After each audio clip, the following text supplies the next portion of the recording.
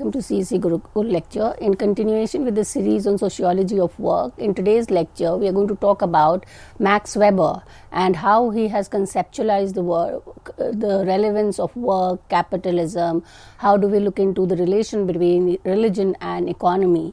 So this contribution, Max Weber belongs to one of the gang of sociologists, three gangs of sociologists. So before we understand Max Weber's theory, we need to keep in mind what the contribution that Karl Marx and Durkheim has done to sociology of work. So in the first lecture, we discussed about Karl Marx, how he looked into the materialistic interpretation of society and tried to understand the increase in alienation, the increase in class conflict because of the growth of private modes of competitions and the private means of production.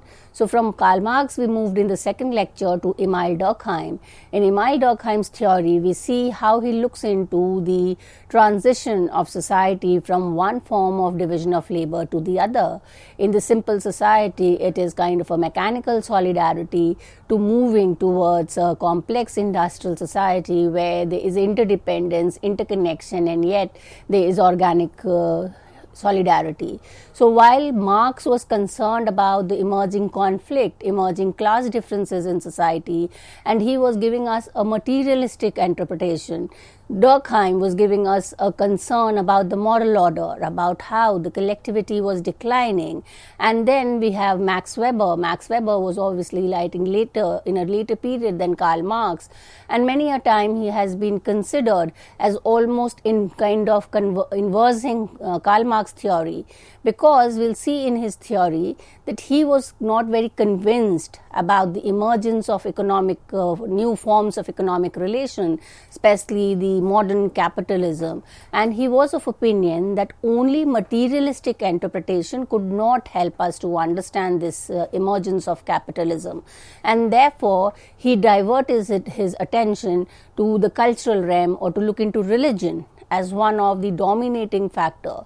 So while Marx was kind of considering economy as the most important criteria on the basis of which change was taking, Weber is kind of giving it a turn and saying that it is the culture which determines the mode of economic transformation. So in today's lecture, we will look into how Weber was kind of developing his own way, or a kind of, can be also in sociology we see Weber is considered as different from the earlier classical thinkers, mainly Marx, Durkheim. Why? Because these thinkers were kind of belonged to the positivist school. They were constructing a science of sociology which was trying to based on scientific method in terms of objectivity, in terms of understanding reality as it is. Weber comes in with a unique method, and he tells us that society has to be understood from an interpretative perspective, and that is to look into the action in terms of the meaning that is being attached. So opposed to Comte, Durkheim, Weber was a kind of anti-positivist, because he was not in favor of kind of sociology kind of inventing or discovering any general law. He was more in terms of developing ideal types. Now, ideal type is a construct which is very central to Weber's theory. Why? Because he is trying to tell us that these are kind of models which could be helped us to understand. Say he develops an ideal type of capitalism, of bureaucracy, which would then help us to look into the other forms which are there in society, and that is why he is kind of considered as unique or as distinct from his earlier classical theorist. And also when we look into his methodology, he gives us a non-empirist field. In that sense, the earlier or the positivist school were more inclined in kind of doing a very empirical, scientific, based on comparison, observation, and here he is kind of telling us that we need to be more subjective in our understanding. So we need to kind of give attention to the meaning to action. So social action was another area which he kind of gives us a lot of understanding of how we look into the concept of social action. Is it predefined? Is it something which is already given to us, or is it evolving in the course of our everyday interaction?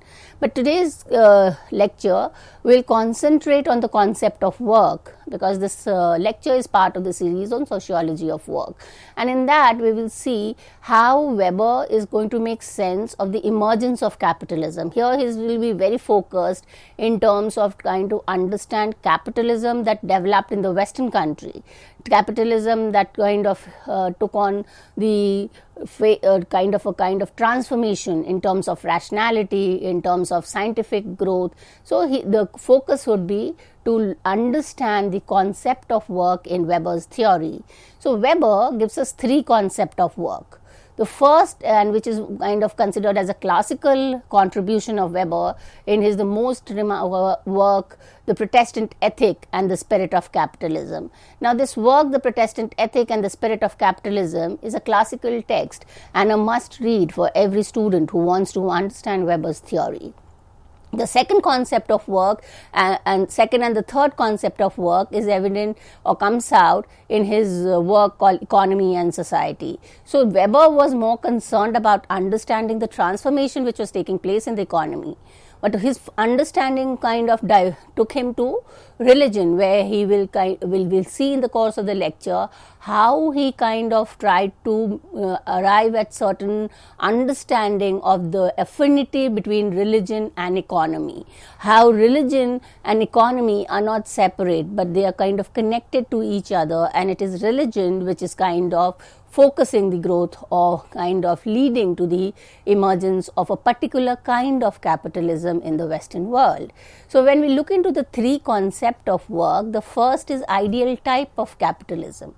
In this, we will discuss how he kind of differentiates modern rational capitalism from traditional capitalism.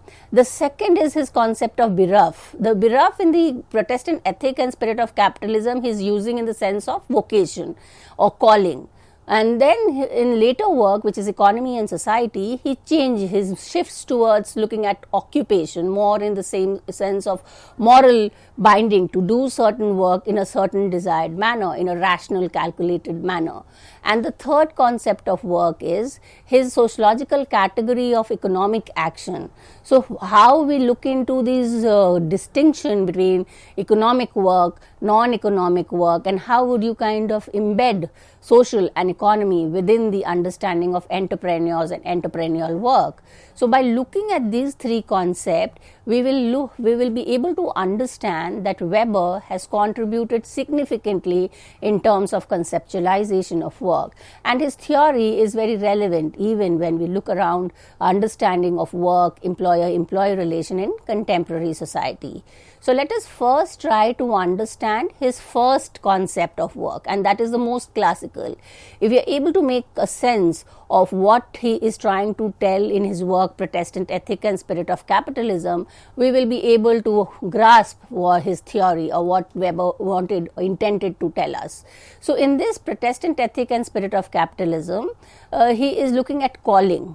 And calling in the sense, in a kind of very commonsensical meaning, would apply that there is some amount of a call from, say, the Almighty or from unknown power, which is forcing people to do a particular kind of work. And when we do that particular kind of work, our economic asset increases. And that's what he would kind of call as modern capitalism. So two things he is relating: the Protestant ethic, which is the idea of calling, and the spirit of capitalism, that is the rational accumulation of wealth. So in this work, Protestant Ethic and Spirit, he will kind to develop an understanding of how religion leads to the formation of a particular form of economic action, that is capitalism.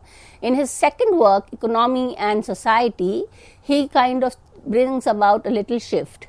It changes from calling to the idea of occupation. Why people are doing particular occupation compared to the other. So there is a kind of a moral understanding of occupation. So first, when we look into the idea of capitalism or capitalism as an ideal type, as I already said, ideal type is a construct is a concept which is used by Weber, or rather developed by Weber, to give out a characteristic of a certain institution which would help us to understand the nature of the society from that perspective. It's a model. It's kind of not necessarily an empirical reality, but very close to that reality. So here when he is referring to the capitalism, he is not talking about the fact that capitalism was not existed in earlier society or in other early period. What he is trying to say is that in the 19th and the early 19th, 20th century, a particular type of capitalism emerged, and that he is calling it as modern rational capitalism. This modern rational capitalism was specifically what he was looking in the West. Is not, though he has done study of religion in other country, but his focus was to understand capitalism as a rational organization, capitalism as based on calculation, capitalism as based on kind of logic, a rationality. So that he will consider it as an ideal type, which will help us to understand the nature of social transformation which was taking place in the 19th century in the Western context. So for order to understand the ideal type of capitalism, we need to refer, or rather read, the Protestant Ethic and Spirit of Capitalism, which was published in 1905.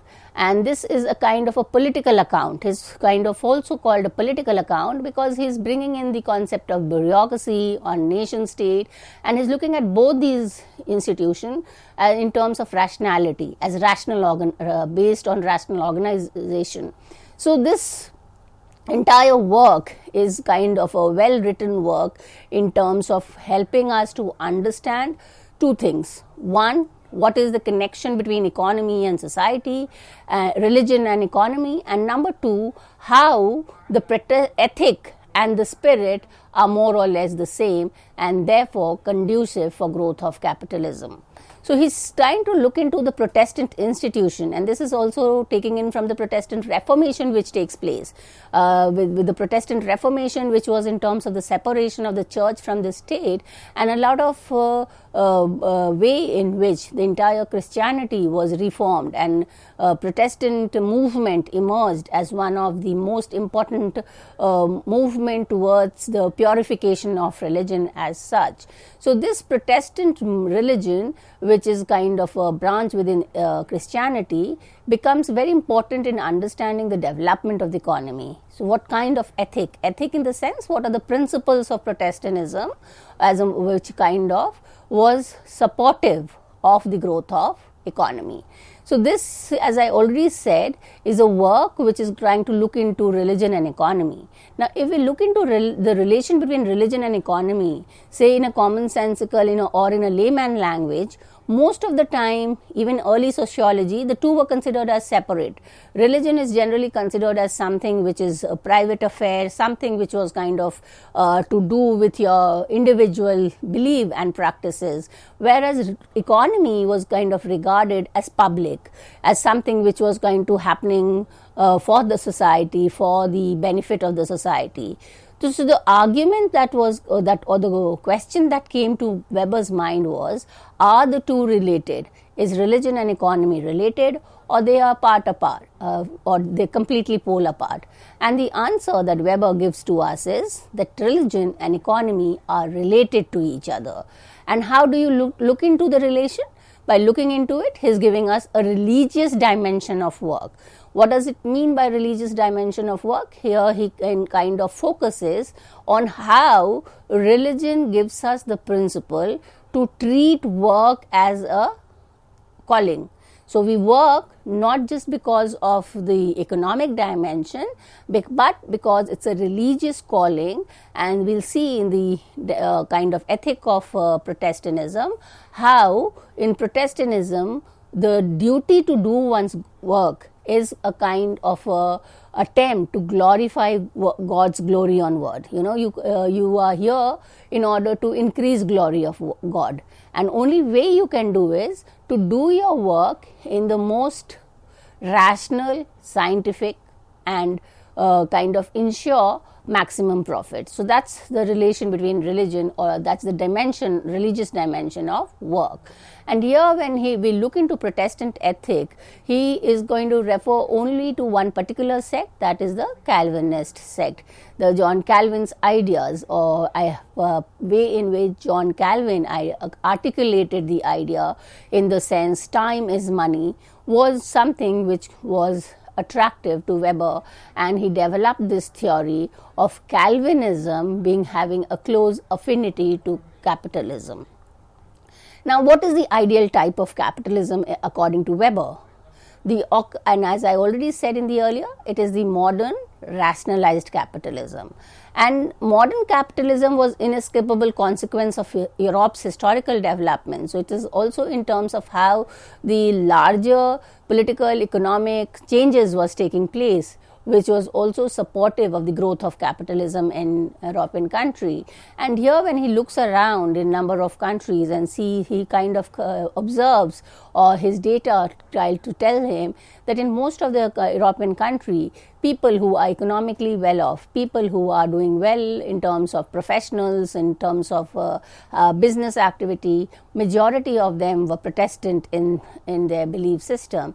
And that takes him to develop a relation between Protestant ethic and the spirit of capitalism. Now, when we go into the understanding of what is an ideal type of capitalism, we need to try to understand that Weber differentiated this modern rational capitalism from traditional capitalism. Now, what is traditional capitalism? Traditional capitalism was capitalism which was characteristic of Catholic society, in which one worked to maintain one's chosen standard of living.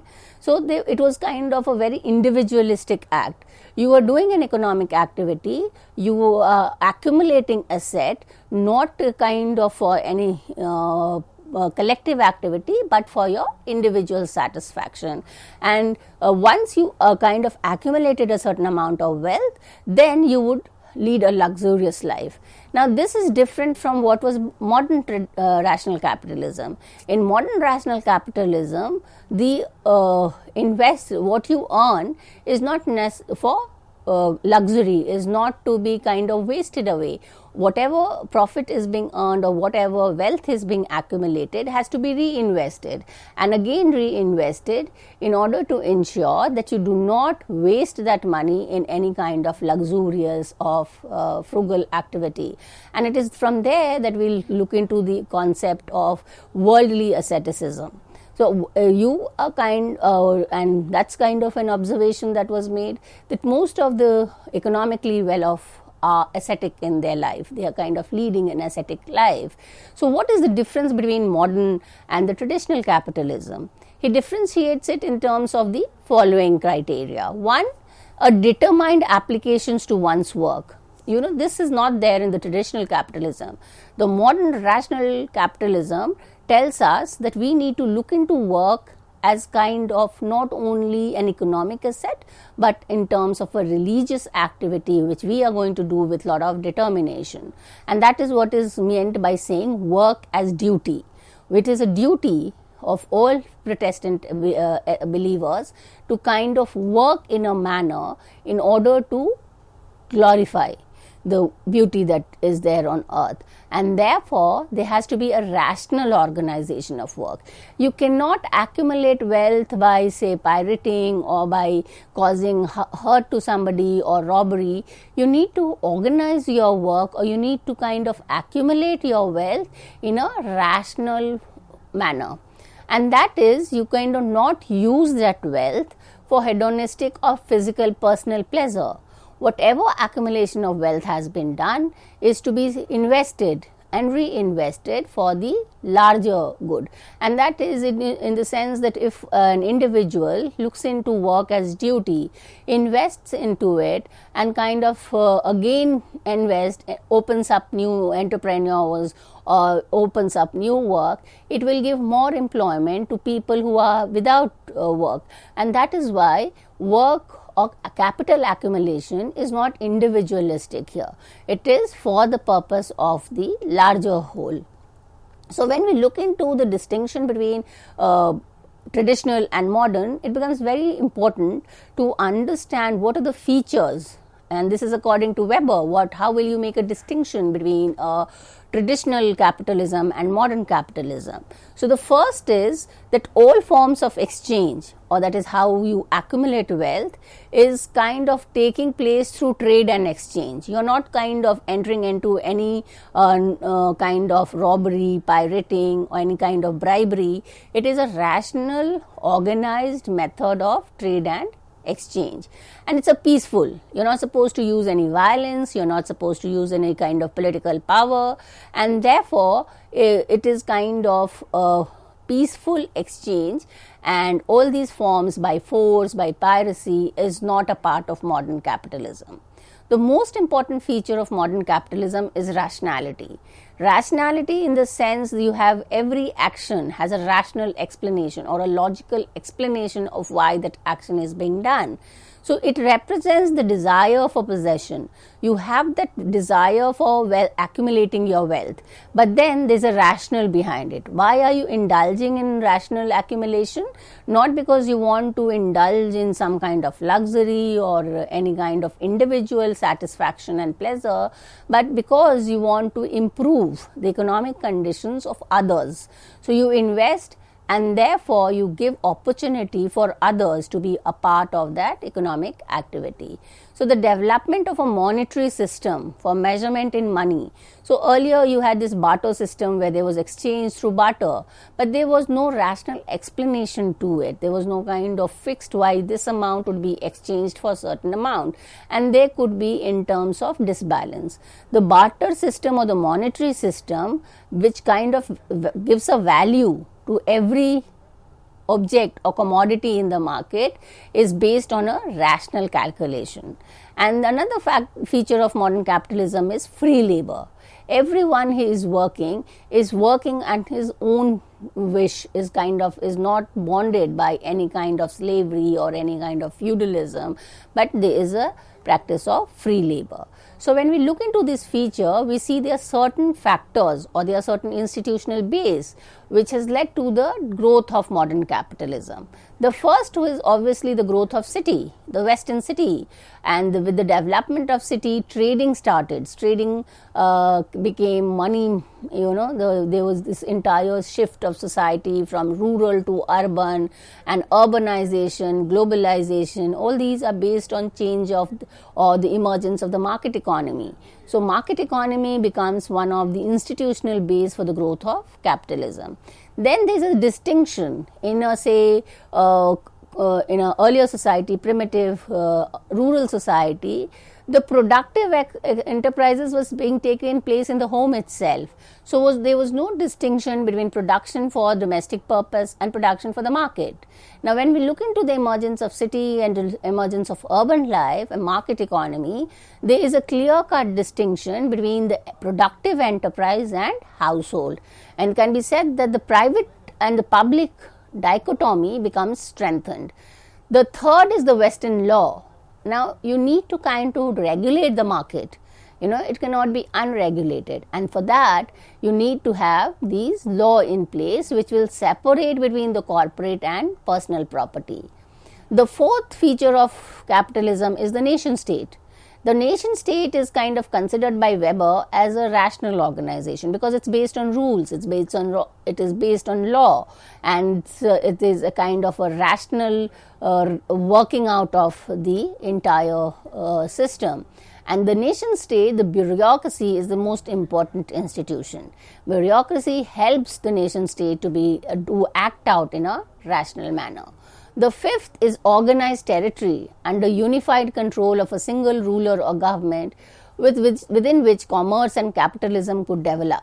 So there has been boundary or creation of nation states, each state having its own governments, having its bureaucracy, so that the competition is not in terms of free will. It is regulated by the state, it is regulated by rules and laws. The next is the double entry. Now earlier when we look into the traditional capitalism, it was kind of done in terms of a very simplistic manner. Double entry bookkeeping gives you a rational calculation of the inflows, in the sense that what is the credit, what is the debit, and how much of expenditure, how much of income, everything is recorded, everything is kind of put into the record. And that is how we look into the second concept of work, which we tell that he is looking at the biraf, or he is looking at the occupation.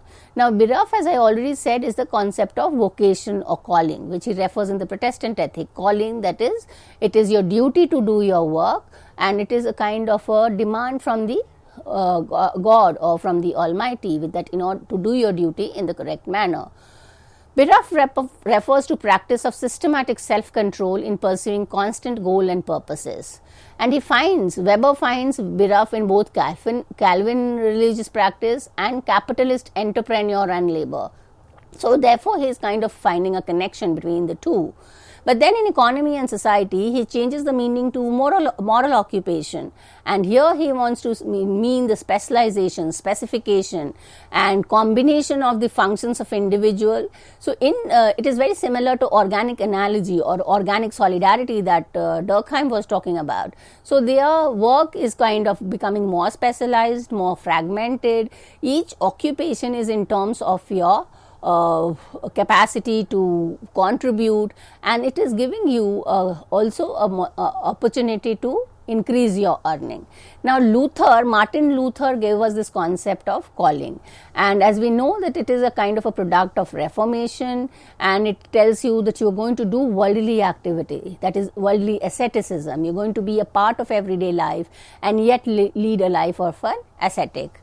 The third concept of work is the economic action, where he is talking about the difference between social action and non-social action, and he is basically talking about economically oriented action. So he is making a distinction between social action and non-social action, and he talks about the economic action, which is kind of mainstream, and he gives us a theory of entrepreneurial action, how the entrepreneurial activity kind of increases in terms of the Calvinist or Protestant ethic, and they kind of make production decision under conditions of uncertainty, where the goals are subject to choice and where consumer wants can be found through entrepreneurial action. So entrepreneurial goals are imagined, reasoned, and does not determine action, but access likely consequences of different possibility of action. So this is kind of developing a larger framework of economic action. So by looking into the three concepts, that is the ideal capitalism, the concept of biraf or moral occupation, and economic action, Weber has able to contribute to a very comprehensive understanding of work. And in order to understand his concept, it is important to refer to his two important work. One is Protestant Ethic and Spirit of Capitalism, and the second is his work, which is Economy and Society. So with this, I come to an end to today's lecture. Thank you.